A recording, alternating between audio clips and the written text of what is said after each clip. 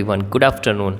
आज हम इस वीडियो में पढ़ने वाले हैं सॉर्टिंग मटेरियल्स इनटू ग्रुप्स। ठीक है, इस चैप्टर जो क्लास 6 का है 5th चैप्टर है। ठीक है, तो इस चीज़ के बारे में आज हम लोग पढ़ेंगे, सॉर्टिंग मटेरियल्स इनटू ग्रुप्स। ठीक है, जो भी मटेरियल्स होते हैं उसको ग्रुप में कैसे सॉर्ट करते हैं, इसका मतलब हम लोग समझ लेते हैं पहले। ठीक है, ग्रुपिंग का मतलब क्या होता है।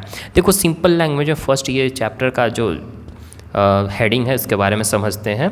सॉर्टिंग मटेरियल्स इनटू ग्रुप कहने का मतलब है कि उस चीज़ को हम लोग ग्रुप में करेंगे जो सिमिलर हो, जो एक जैसा चीज़ हो। जैसे कि बुक्स है, क्लास 5th का बुक है। कैसे लाइब्रेरी में आप लोग जाते हो तो लाइब्रेरी में जाने के बाद वहाँ पे क्या होता है कि अगर आपको क्लास 6 का बुक चाहिए साइंस का, तो क्लास 6 का साइंस का बुक एक सीक्वेंस में लगा हुआ है ना वहाँ पे क्लास 6 का, तो आपको फाइंड करने में, खोजने में इजी रहता है। तो वही चीज़ हमको इस चीज़ में पढ़ना है। ठीक है, इस चैप्टर में उसी चीज़ के बारे में पढ़ना है कि कोई भी चीज़ को जो कैसे, अगर हम ढेर सारे चीज़ इसमें बुक, क्लास 6 का बुक है, 5th का बुक है, 7 का है, उसमें से ST, मैथ, साइंस सब मिक्स कर दें तो हमको खोजने में डिफ़िकल्टी होगी ना, हमको नहीं मिलेगा, अच्छे से तुरंत नहीं मिल पाएगा। तो उसी तरह से इस चैप्टर में हमको कि मटेरियल्स को कैसे सॉर्ट करें, किस तरह से ग्रुप में करें ताकि हम उसको खोज पाएँ। तो चलिए हम लोग स्टार्ट करते हैं इस चैप्टर को। यहाँ पे देखिए ये सब चीज़ आपको फिगर में दिया गया है, इसको आपको सॉर्ट करना है मटेरियल को। ठीक है, तो ये आप करते रहिएगा। हम लोग स्टार्ट करते हैं इस चैप्टर को। फर्स्ट में हम लोग डिस्कस करेंगे grouping the basis of common properties. ठीक है, हम उस बेसिस पे ग्रुपिंग करेंगे उनके कॉमन प्रॉपर्टीज़ के बाद, जैसे कि उनका जो प्रॉपर्टीज़ वगैरह है, उनका जो कॉमन प्रॉपर्टीज़ है, उस बेसिस पे हम क्या करेंगे, मटेरियल्स को हम लोग ग्रुप करेंगे एक साथ। ठीक है, तो object are made of different, object जो होते हैं अलग अलग मटेरियल से बने हुए होते हैं, एक जैसा मटेरियल से थोड़ी बना हुआ होता है, बहुत सारे मटेरियल्स मिलकर बने हुए होते हैं। जैसे कि one materials can be use to make a different object, materials को यूज़ किया जा सकता है अलग अलग ऑब्जेक्ट बनाने के लिए, किया जा सकता है ना। This is possible because different types of materials have different property.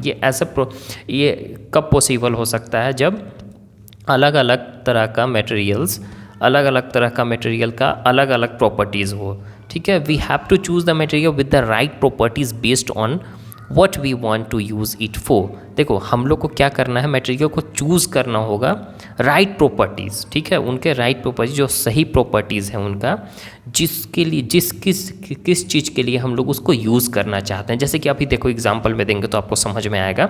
जैसे कि एक चौक जो होता है, जो लिखने वाला, वो किस चीज़ से बना हुआ होता है, वुड से, लकड़ी से और प्लास्टिक से।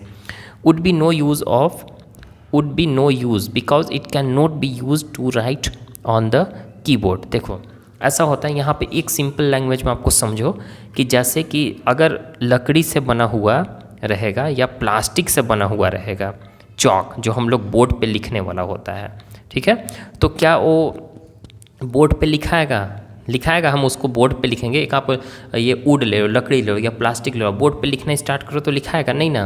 तो अगर हम लकड़ी से उस चीज़ को बना देंगे तो नहीं होगा। तो हमको वही प्रॉपर्टीज़ लेना होगा, उसी चीज़ को लेना होगा जिससे वहाँ पे लिखे, ब्लैक बोर्ड पे हमको लिखने के लिए उसको यूज़ करना है ना। तो हम ऐसा नहीं कि हमको, अब जैसे कि हमको चाहिए कॉटन क्लॉथ्स, और हम पढ़ रहे, जैसे गर्मी में आपको कॉटन क्लॉथ चाहिए तो आप वहाँ पे स्वेटर पहन रहे हो, तो उस टाइम उसका स्वेटर का कोई यूज़ नहीं होता है गर्मी में, नहीं ना। तो किस मटेरियल से बना हुआ होता है हमारा, वो ऊन से बना हुआ होता है। तो ऊन का मटेरियल हमको नहीं चाहिए, हमको कॉटन चाहिए।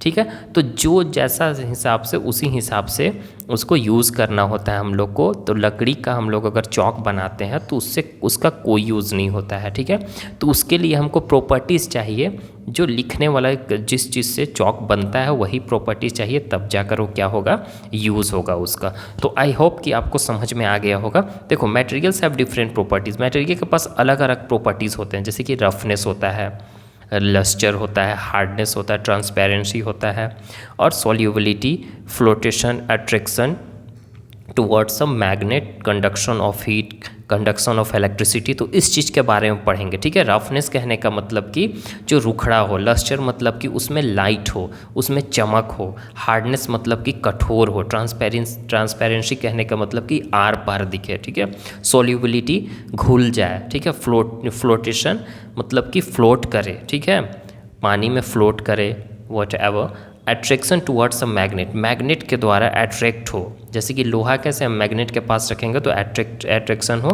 कंडक्शन ऑफ हीट, ठीक है, हीट जैसे कि उसमें हीट का हीट उसमें कंडक्ट करे। ठीक है, जब हम लोग ये चढ़ाएंगे कोई भी चीज़, कैसे आप लोग चाय बनाते हो तो चाय बनाने टाइप आप जो चढ़ाते हो, अगर वो हैंडल आपका लकड़ी का नहीं बना हुआ हो या प्लास्टिक का नहीं बना हुआ हो तो तुरंत हीट को कंडक्ट कर लेगा। पूरा पूरा वो जो आपका चढ़ाया हो सस्पेन पेन जो चढ़ाया हो वो पूरी तरह से हीट कर जाएगा। ठीक है, कंडक्शन ऑफ इलेक्ट्रिसिटी, इलेक्ट्रिसिटी भी कंडक्ट होना चाहिए। कोई कोई मटेरियल में इलेक्ट्रिसिटी कंडक्ट नहीं होता है, जैसे कि प्लास्टिक हो गया, वुड हो गया, ये सब मटेरियल में आप लाइट में टच करोगे या खुला नंगा तार में तो क्या होगा कि उसमें इलेक्ट्रिसिटी कंडक्ट नहीं करता है। ठीक ना, तो वही चीज़। तो फर्स्ट में हम लोग डिस्कस करेंगे रफनेस के बारे में। रफनेस क्या होता है? ठीक है, तो रफनेस बता ही दिए थे आपको स्टार्टिंग में, जैसे कि मटेरियल्स कैन बी रफ और स्मूथ। मटेरियल्स दो तरह का हो सकता है, रफ भी हो सकता है और स्मूथ भी हो सकता है। Rough materials have bumps on ridges on their surface.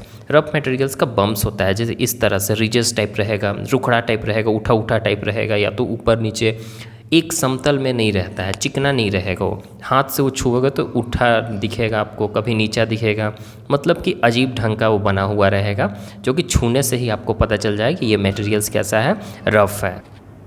Okay, और which can be felt by, हम वही बता रहे हैं, जैसे कि उसको टच करने के बाद उसको पता चलता है कि वो स्मूथ है या फिर क्या है। स्मूथ मटेरियल लाइक दिस बम। अब स्मूथ मटेरियल के पास ये बम टाइप नहीं होता है, उठा रहे में बिल्कुल वो चिकना होता है। ठीक है, जैसे कि एग्जांपल में देख लो यहाँ पे क्या क्या दिए, रॉक्स हो गया, सैंड पेपर हो गया, बार्क ऑफ ए ट्री हो गया, ये सब रफ एग्जाम्पल है। ठीक है, रफ का एग्जाम्पल है। ये सब जब टच करोगे तो आपको उसमें रुखड़ापन दिखेगा।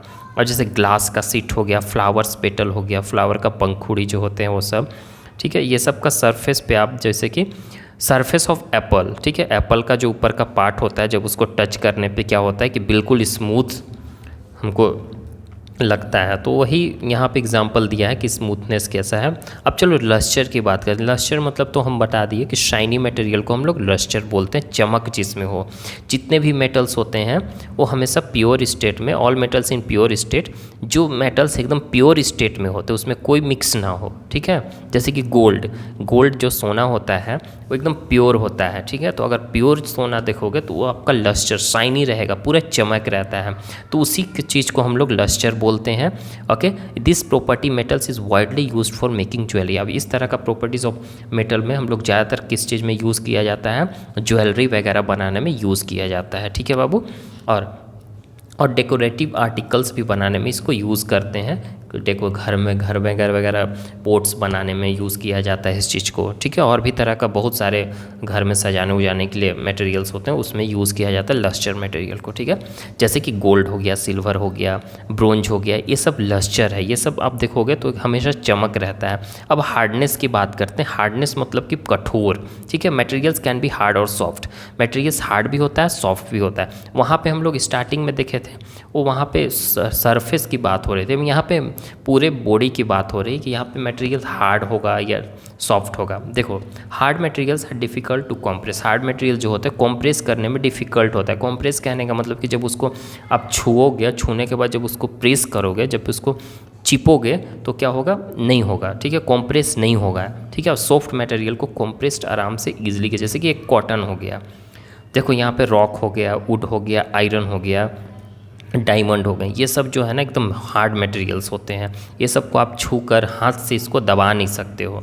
ठीक है, अब जैसे कि रबर हो गया, स्पॉन्ज हो गया, कॉटन हो गया, ऊल हो गया, ये सब को हाथ में लेने के बाद आप इसको दबाकर आराम से स्पॉन्ज कर सकते हो। ठीक है, स्पॉन्ज मटेरियल्स वगैरह को। तो आई थिंक यहाँ तक समझ में आ गया होगा। अभी ट्रांसपेरेंसी के बारे में पढ़ते हैं। ट्रांसपेरेंसी के कहने का मतलब कि उसमें क्या होता है कि लाइट एक दूसरे से, जैसे यहाँ पे एक ग्लास है मान के चलो, और हम यहाँ पे टॉर्च जलाते हैं, तो टॉर्च जलाने के बाद लाइट अगर इधर पार कर रहा है तो समझो कि ये मटेरियल कैसा है, ट्रांसपेरेंट है। ये मटेरियल कैसा है, ट्रांसपेरेंट है। तो उसके प्रॉपर्टी पे डिपेंड करता है किस प्रॉपर्टी से वो बना हुआ है। अब जैसे कि लकड़ी है, तो लकड़ी क्या ट्रांसपेरेंट मटेरियल होता है। आपके घर में दरवाज़ा जो लगा हुआ है, वो दरवाज़ा में आप बल्ब जलाते हो तो क्या दरवाज़ा से आर पार लाइट हो जाता है, नहीं ना। अब जब तक उसमें हम ग्लास नहीं लगाते हैं तब तक लाइट आर पार नहीं होता है। ठीक है बाबू, तो यहाँ पे वही बता रहा है कि ट्रांसपेरेंसी मेरे based on transparency materials can B 3 type. Materials देखो 3 तरह का होते हैं। इनके ट्रांसपेरेंसी के बेस्ड पे एक ट्रांसपेरेंट होता है, एक ट्रांसलूसेंट होता है, एक ओपेक होता है। ओके, तो देखिए यहाँ पे तीनों चीज़ के बारे में हम लोग पढ़ेंगे, ट्रांसपेरेंट के बारे में पढ़ेंगे, ट्रांसलूसेंट के बारे में पढ़ेंगे और ओपेक के बारे में पढ़ेंगे। तो चलिए हम इसको एग्जाम्पल से हम समझा देते हैं, ठीक है। फर्स्ट में देखिए एक ग्लास विंडो है, तो ट्रांसपेरेंट मटेरियल हम उसको बोलते हैं। ट्रांसपेरेंट मतलब जिसमें पूरी तरह से लाइट आर पार एकदम पास हो सके। जैसे कि अगर हम खड़े हैं और मेरे बगल में ग्लास लगा हुआ है, तो अगर उस ग्लास के उधर कोई देख रहा है हमको, ठीक है, ग्लास से उधर कोई देख रहा है, तो उसको देखने में हमको हल्का सा भी दिक्कत ना हो। अगर हम ग्लास से हट भी जाए तो जैसा दिख रहे थे सेम उसी तरह से दिखेंगे, ठीक है, सेम उसी तरह से दिखेंगे ग्लास से हटने के बाद भी और ग्लास में जाने के बाद भी। मतलब कि लाइट जो है एकदम पूरी तरह से, जितना अमाउंट में लाइट यहाँ है उतना अमाउंट में लाइट ग्लास के पार जा रहा है, तो उतना ही उधर भी हो। मतलब कि पूरा क्लियर ग्लास को हम लोग ट्रांसपेरेंट बोलते हैं, ठीक है। अब चलो ट्रांसलूसेंट की बात करते हैं। तो ट्रांसलूसेंट मतलब फॉरेस्टेड ग्लास होता है, जो कि कभी कभी आप लोग अपने खिड़की दरवाजा में सोचते हो कि नहीं मेरा दरवाज़ा खिड़की में ग्लास ऐसा लगा रहना चाहिए कि थोड़ा बहुत दिखे, पूरा नहीं दिख पाए, तो वो सब हम लोग ट्रांसलूसेंट ग्लास लगाते हैं उसमें, जो कि धुंधला टाइप दिखे, जैसा कि आप यहाँ पे इस पिक्चर में ऑब्जर्व कर रहे हो, ठीक है, धुंधला टाइप दिखे। तो बस इतना ही इसको याद रखना है। ट्रांसलूसेंट मतलब ना तो ज़्यादा कम दिखे ना तो ज़्यादा दिखे, मतलब कि धुंधला दिखे इसमें, ठीक है, ये हो जाता है। ट्रांसपेरेंट मतलब क्लियर होना चाहिए। और यहाँ पे देखो ओपेक मतलब कि पूरी तरह से ब्लॉक, ओपेक मतलब कि पूरी तरह से ब्लॉक, मतलब कि आर पार कुछ ना दिखे। आपके घर में घर का दरवाज़ा हो गया, दीवार हो गया, ठीक है, ये सब चीज़ क्या है, हमारा ओपेक ऑब्जेक्ट है। अब यहाँ देखो स्टेट्स के बारे में पढ़ते हैं, स्टेट क्या होता है। ओके, स्टेट्स क्या है देख लेते हैं। All substances are made up of matter. Matter के बारे में आपको पता है, मैटर क्या, क्लास 5th में आप लोग पढ़े होंगे, ठीक है। मैटर वो होता है जो anything which occupies space and has mass is called matter. इसके बारे में कोई भी चीज़ जो जगह घेरता हो, उसका कुछ वेट हो, ठीक है, और वो जगह घेरता हो उसका कुछ वेट हो, ठीक है, उसी चीज़ को हम लोग मैटर बोलते हैं, ठीक है। मैटर पार्टिकल्स से बना हुआ होता है। मैटर 3 तरह में एग्जिस्ट करता है हमारे सराउंडिंग में, 3 तरह में क्या करता है, 3 तरह से एग्जिस्ट करता है। जैसे कि सॉलिड फॉर्म में करेगा, लिक्विड फॉर्म में करेगा, गैस फॉर्म में करेगा, ठीक है। सॉलिड मतलब कि जैसे कि हम लोग भी सॉलिड पार्टिकल से, आप जिस चीज़ पे बैठे हो वो भी सॉलिड पार्टिकल से, मोबाइल को पकड़े हो ये भी सॉलिड है, ठीक है। लिक्विड की बात करें, आपके घर में दूध हो गया, तेल हो गया, पानी हो गया, ये सब लिक्विड हो गया। और गैस की बात करें तो गैस वो होता है कि जैसे कि एयर हो गया हमारा गैस है, ठीक है, कार्बन डाइऑक्साइड हो गए, और भी बहुत सारे एटमॉस्फेरिक गैस होते हैं, तो सब हमारा गैस है, उस चीज़ के बारे में पढ़ेंगे। यहाँ पे भी देख सकते हो, जैसे कि आपको घर में खाना वगैरह बनता है, तो खाना बनते टाइम देखते हो ना, वहाँ से निकलता है ढेर सारा गैसेस, तो सब गैस होते हैं। तो अभी देखिए यहाँ पे 3 तरह का सॉलिड है, लिक्विड है, गैस है। तो फर्स्ट सबका प्रॉपर्टीज़ पढ़ते हैं। देखो सॉलिड का डिफिनिट शेप होता है, शेप जो होगा ना उसका, मतलब कि जो शेप होगा वो डिफिनिट रहेगा, हमेशा वही सेम रहेगा, और वॉल्यूम उसका जितना है, मतलब इतना है इसका वॉल्यूम, ये इतना है तो इतना ही रहेगा, ऐसा नहीं कि कम हो जाएगा day to day. Can not be compressed, इसको हम लोग दबा नहीं सकते हैं, पूरा हार्ड रहता है। पार्टिकल्स आर क्लोजली पैक्ड, इसके अंदर जो पार्टिकल्स होते हैं वो एकदम एक दूसरे से अटैच्ड रहते हैं, इसलिए ये क्या रहता है, सॉलिड रहता है, ठीक है, एक दूसरे से अटैच्ड रहते हैं पूरी तरह से। अब यहाँ पे आप लोग पार्टिकल्स के बारे में आपको नहीं समझ में आ रहा होगा, तो देखो कोई भी चीज़, अब जैसे कि ये मोबाइल है या हम ही लोग हैं, छोटे छोटे चीज़ से मिलकर बने हुए हैं ना, तो छोटे छोटे चीज़ से मिलकर जो बने हुए हैं, तो ये मतलब कि हम लोग पार्टिकल्स से मिलकर बने हुए, एकदम छोटा छोटा चीज़ से मिलकर। तो सॉलिड चीज़ में क्या होता है ना कि जो पार्टिकल्स है पूरी तरह से एक दूसरे में पैक्ड रहता है, क्लोजली पैक रहता है, इसलिए वो सॉलिड में ही रहता है, ठीक है, सॉलिड में ही रहता है। अब देखो लिक्विड की बात करें तो इसका देखो डिफिनिट, इसका वॉल्यूम डिफिनिट होगा। वॉल्यूम कहने का मतलब कि आप बाल्टी में जो पानी लिए हो, तो मानिए कितना लिए हो पानी, 1 लीटर है या 2 लीटर है, तो आपका वो डिफिनिट रहेगा, ठीक है, लेकिन शेप उसका डिफिनिट नहीं होगा। आप जैसे कि बाल्टी में पानी रखे हो तो उसका शेप इस तरह से है, अभी अब उसको पानी को गिरा दियो तो शेप बाल्टी पानी इधर उधर बिखेर गया, तो शेप देख रहे हो, ऊपर गड़बड़ा ना गया शेप, तो उसका शेप डिफिनिट नहीं रहेगा। और सॉलिड का क्या रहता है, आपके पास सॉलिड एक बॉल है, तो बॉल को उछलाओ या फेंको तो उसका जो शेप है राउंड ही रहेगा, वो ऐसा नहीं कि राउंड से पूरा बिखेर जाएगा ज़मीन पे, ऐसा कुछ नहीं होगा। तो इसका शेप वॉल्यूम सेम रहेगा लेकिन शेप सेम नहीं होगा। क्यों नहीं होगा बता दिए, ओके, यहाँ पे वही बता रहा है कि जिस चीज़ में जाएगा उस चीज़ का वो शेप ले लेगा।